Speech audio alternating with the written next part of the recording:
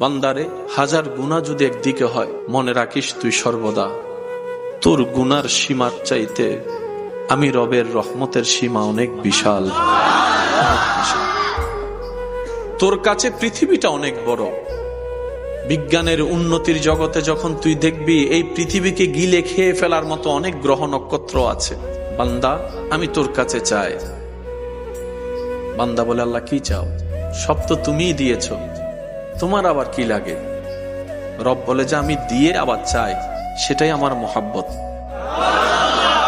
আমি রব তোকে খাবারটা দিয়েছি, তোর ক্ষুধা লাগলে যেন ক্ষুধাটা নিবারণ হয়, কিন্তু আমি চাই ওই খাবারটা শুরু করার আগেও তুই একবার আমাকে স্মরণ করবি, খাবার শেষ করে একবার আমি রবকে স্মরণ করবি। সুবহানাল্লাহ। বান্দা, তোর পরের দিনের কাজ করার জন্য শরীরের একটা এনার্জি দরকার, সেই এনার্জি অর্জনের জন্য তোর একটা পরিপূর্ণ ঘুমের দরকার। আমি রব তোকে ঘুম এনে দিব।